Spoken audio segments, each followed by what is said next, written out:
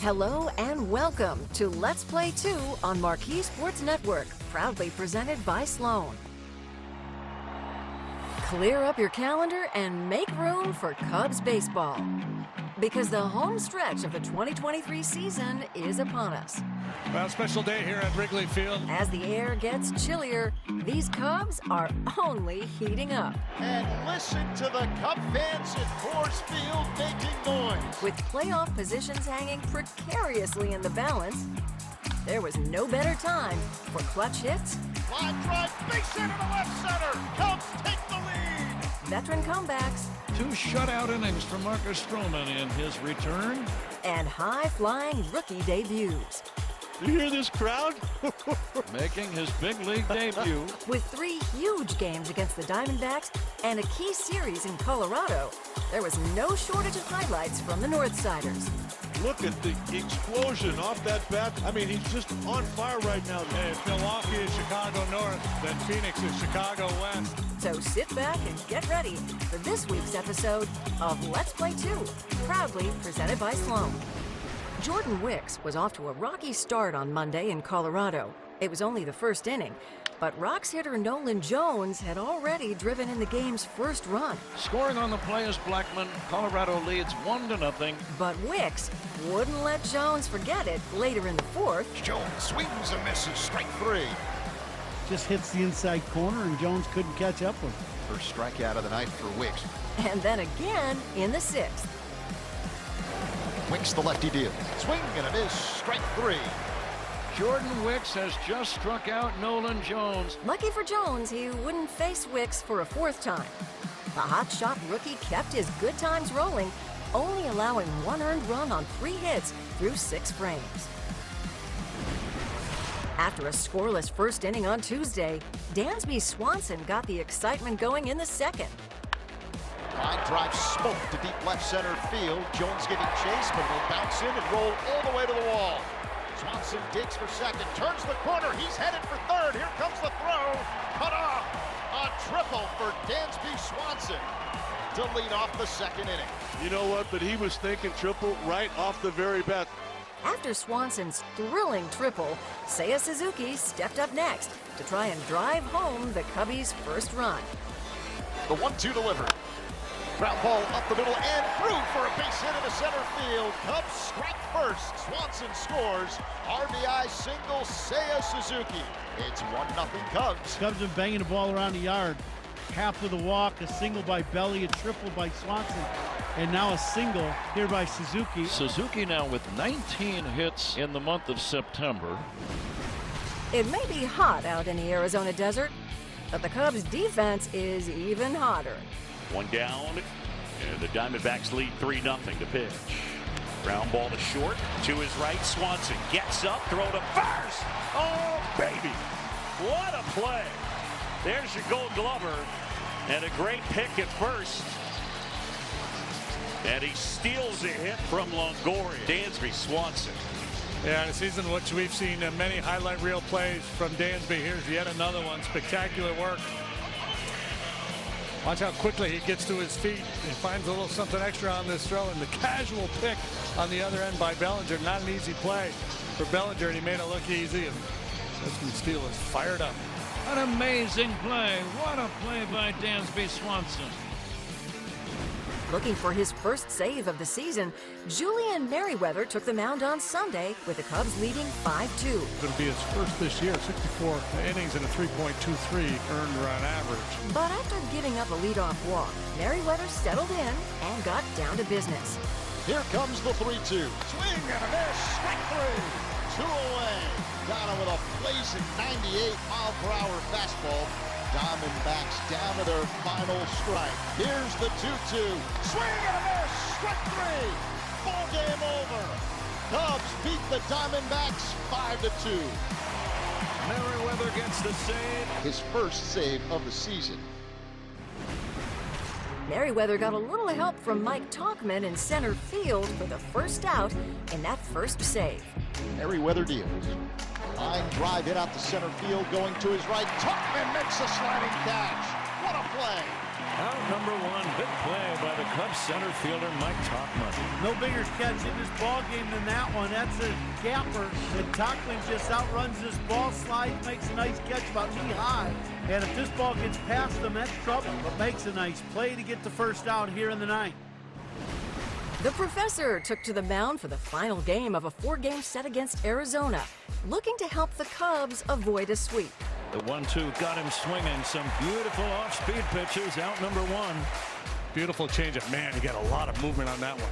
Changeup swung on and missed. Some beautiful floating changes in the first two batters. Hendricks didn't need to change anything, keeping Arizona hitters off balance with his off-speed all afternoon.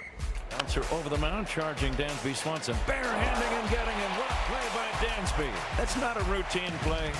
Dansby wouldn't be the only one helping Hendricks with his defense. Shallow left, racing in. Ian Happ makes a sliding catch, throws to second. That's a double play.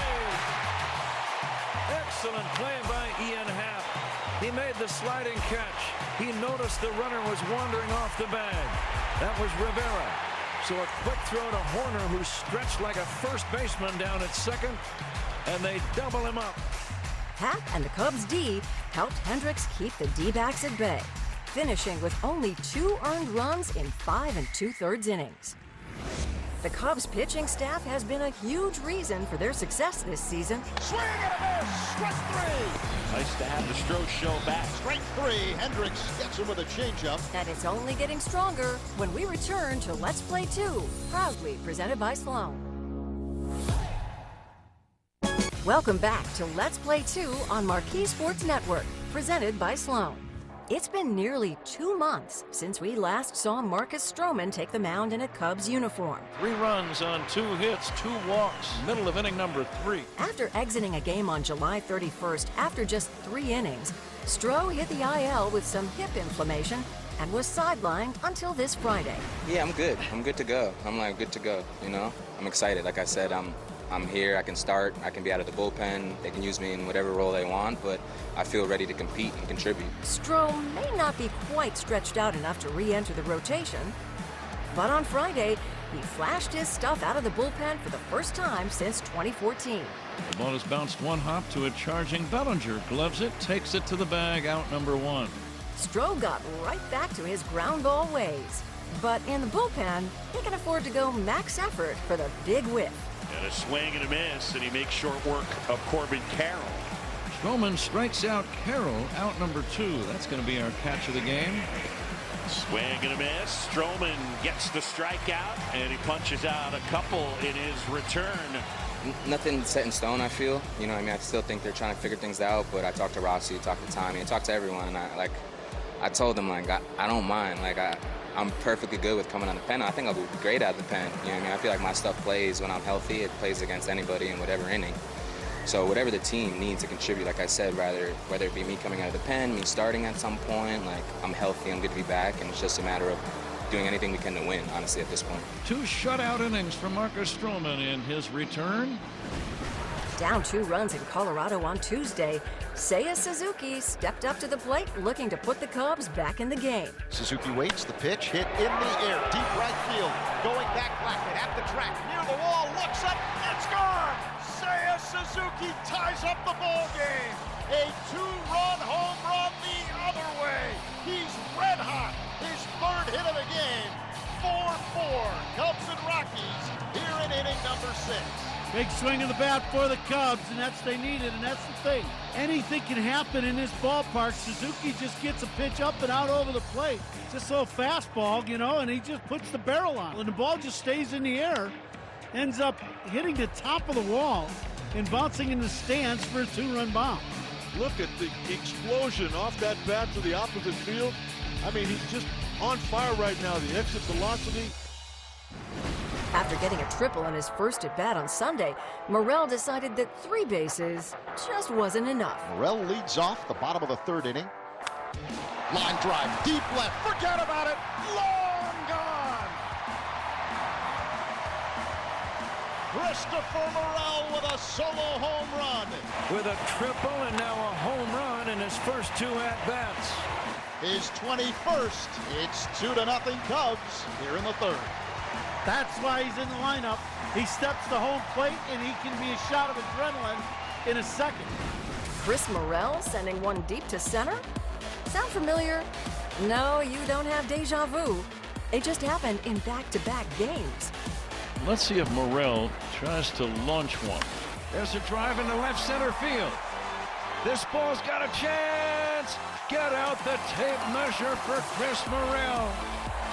Home run, Christopher Morrell is 22nd, and the Cubs take the lead 2-1 over the Rockies here in the fifth. And Christopher did not miss this one. Woo. Yeah, do that little tap dance there. A new Cub made his presence felt this week. Pete Crow Armstrong, a top prospect in the Cubs organization. He's got speed, he's got power, he's a tremendous defensive player in center field. We've got the top plays from the top prospect when we come back to Let's Play 2, proudly presented by Sloan. Welcome back to Let's Play 2 on MARQ Sports Network, presented by Sloan. It's a moment Cubs fans have been waiting for. On Monday, the Cubs bolstered their roster by calling up #1 prospect, Pete Crow Armstrong. He was delivered the news yesterday by the Vice President of Player Development, Jared Banner. Jumped on a flight this morning and arrived to Coors Field around 3:30 local time. He's got speed, he's got power, he's a tremendous defensive player in center field. Even though he was not in the starting lineup, PCA still got a chance to flash his wheels with a pinch running job late in the game. You hear this crowd? Making his big league debut. He's going. Bounce to short, they have to go to first. Tovar throws to Bryant, safe at second as Pete Crow Armstrong. PCA wasn't finished flashing the fundamentals as he came up to bat in the ninth. There's a bunt toward third. McMahon to first in time. Nicely done by Armstrong. It advances the runner. And listen to the ovation that Crow Armstrong is getting from the Cub fans here in Denver. A lot. I mean, that was a fun game in itself. It never felt like we were going to lose that game. There's some in the water here. Good things happening. Good things sure are happening, and there would be more good to come from PCA throughout the week. With the Cubs down by a run in the top of the ninth on Monday, the pressure was on for one Cubs veteran. Yan Gomes is due up. But keep your eyes on the Cubs base runners, because they made things a little bit easier for Gomes in a blink. Here's the pitch. Double steal. Oh my goodness, what a big play. Oh, that totally changes the at-bat. Sure does. Gomes here. Nobody out, ninth inning. Runners at second and third. Infield is in. Base hit into left center field. One run is in. Happ heads to the plate. He scores. Two-run single. Yan Gomes. Cubs lead 5-4. Two-run single by Yan Gomes. 5-4 Cubs here in the ninth. And listen to the Cub fans at Coors Field making noise. After that, there was no doubt Michael Fulmer would lock down the win in the bottom of the ninth as the Cubs toppled the Rockies. Fulmer gets the Cubs out of the jam. A 5-4 win over the Rockies. We saw Christopher Morrell mash a baseball earlier in this inning on Sunday, so that inspired Belly to belt one of his own. Bellinger swings, drills one, deep right field. This may go. It is gone. Cody Bellinger goes yard, his 25th home run of the year. And the Cubs now up 3-0 here in the third. We talked about it in the pregame show with Matt Spiegel. The Cubs needed to start fast. They scored a run in the first, and now two bombs here in the third, one by Morrell, and now one by Bellinger. And when that ball was going up, you knew it was going in the seats. When you're having a year like he is, things work out. That ball ends up in the first row. Big swing of the bat for Belly. 2 home runs in 1 inning. Well, that had Dansby Swanson saying, how about another? Swanson drills one, deep left center. There's another one. Gone. Third home run in the third for the Cubs. And they are up 4-0 over the Diamondbacks. That's his 20th of the year. That was a rocket to the seats. Elevated fastball and Bach doing the spin around, the quick turn and look. And he knows with this one his head way up into the bleachers. Boys brought the hitting clothes today. A 414-foot blast by Dansby Swanson. Pete Crow Armstrong has been putting on a defensive clinic since his first step onto the outfield grass. But on Tuesday, he got to contribute offensively with his first career RBI. It is fielded by the second baseman Rogers, a backhanded flip to trail. Now Crow Armstrong gets his first RBI as he gets his cutter inside and shoots it back through the middle. You know, here we are in the top of the second inning, and we've already seen a lot of the tools that we've heard about with Pete Crow Armstrong. All right, we've seen the speed. We saw it last night. We have seen his defense. And now all of a sudden, we're seeing his ability to make contact with 2 strikes. That should be the first of many for PCA in a Cubs uniform.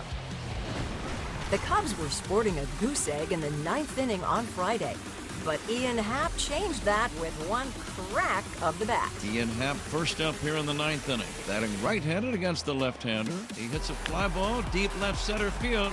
This ball's got a chance. Gone. And Happ will touch them all, and the Cubs are on the board. He breaks up the shutout. Ian Happ leads off the 9th inning with a solo home run. You never know. For Ian, his 18th of the year. The many Cub fans that are in attendance here tonight, something to cheer about. By the way, for Ian Happ, his 6th homer from the right side. That's a new career high. That homer got Cubs fans in Arizona on their feet. And Seiya Suzuki kept them standing with the Cubs' second long ball of the final frame. 1 down, 9th inning. Bellinger at first, a run in. Cubs down by 5. Drill to deep left. Get out the tape measure. Long gone. 2-run homer, Seiya Suzuki. A no-doubter from Seiya Suzuki. It's not over yet. It is now a 6-3 ball game, only 1 away. In baseball, you really do never know. So you're saying there's a chance, do you? There is no clock in our game. You got to get all 27 outs, and Cubs are making that difficult on Arizona here tonight. Cubs with a nice little push here in the top of the 9th. Seiya, who had not looked good in his previous at-bats, a couple of strikeouts and a ground out. With this Cubs team, you can never really count out a comeback, can you? It is now a 6-3 ball game, and here is Morel to try to get on base any way he can. This is Morel we're talking about. He would do more than just get on base. High fly ball, left field, back to back, and they're within 2. It is 6-4. The first pitch from Sewald, drilled far into the seats by Chris Morel. His 23rd of the year. Listen to the Cub fans here. Morel gets a little slider, and he didn't miss it. He hits this ball a mile in the air, but a long home run for Morel. Hey, if Milwaukee is Chicago North, then Phoenix is Chicago West. And the Cub fans are having a moment here. And the Cub bats suddenly rising up. 3rd long ball of the inning. The Cubs couldn't cap off the 9th inning comeback. But Morel's 3rd big fly of the week certainly gave the team momentum heading into Saturday. Ahead of the Reds, Diamondbacks, Marlins, and Giants, 2 in the loss column, so that's the good news. The Cubs have had some pretty amazing catches this season. One of the best catches I've seen in a long, long time. But Pete Crow Armstrong may have topped them all. A great catch by Pete Crow Armstrong. He came out of nowhere. Check it out when we return to Let's Play 2, proudly presented by Sloan. Welcome back to Let's Play 2 on MARQ Sports Network, presented by Sloan. With a wild card spot getting closer every day, the Cubs needed their pitching staff to lock down the late innings now more than ever. So they'll go 5-man infield. Rivera at 3rd, Moreno at 2nd, Carroll at 1st. But Rivera the only guy that matters. The 0-2. Got him swinging. He struck him out. Wow, how about that? I mean, just stayed with that curveball. Marte unable to make any kind of an adjustment here. Goes down flailing, and now Christopher Morel will return to the outfield. Bases loaded, 2 down. 5-5. Smiley's 2-1. Chopped softly right side. Horner. And we're going to the 13th. How about it? Pull that rabbit out of your hat, Drew Smiley. 5-5 here in the desert. Great work by Drew Smiley. And so we push on In the minors, Pete Crow Armstrong was known for great defense. The Cubs got a taste of that in spring training. That's the best one we've seen all spring by an outfielder by far. But in his first MLB start, Cubs fans got the whole pie. Hard hit ball to deep left center. Armstrong on the run back toward the wall. Leaping, he makes a great catch. What a play by Armstrong. He got a great jump on it. Pete Crow Armstrong ran up, banged into the center field fence. Boy, is it exciting to see in person. This ball really carries in Colorado, and I think it carried farther than he thought it would. But he got great speed, and he just outruns this ball. Catch, slam into the center field wall, and then fires it back in. And PCA wasn't done. He wanted seconds. There's a drive to right center, and that's a gapper, and that's going to be trouble. No! A great catch by Pete Crow Armstrong. An unbelievable second great catch of the game for Pete Crow Armstrong. You know, in spring training this year, remember Doug DeCenzo, pretty good center fielder by his own right, a big part of that team in 1989. He told me that Pete Crow Armstrong is the best outfielder he'd ever seen. He goes, "Son, I'm not fooling you. Just wait." September 10th was an extra special day at the friendly confines, and all the Cubs legends were out to introduce 2 new members to the Cubs Hall of Fame. Well, special day here at Wrigley Field as MARQ Grace and Sean Dunston joined the Cubs Hall of Fame. It's a wise move by Gracie, right? He didn't wear a jacket to the ceremony because he knew he was going to get one. Sean Dunston's the first overall pick in the 1982 draft. That's the only time ever that the Cubs had the first overall pick. And 11 times the opening day shortstop for the Cubs, most all time for this storied franchise. And how about MARQ Grace? Man, could he hit. 13 seasons with the Cubs, 3 more with the Diamondbacks. He led all of Major League Baseball in hits in the 90s and doubles as well. That was his game. Gap-to-gap power, high average hitter, and a tremendous defender.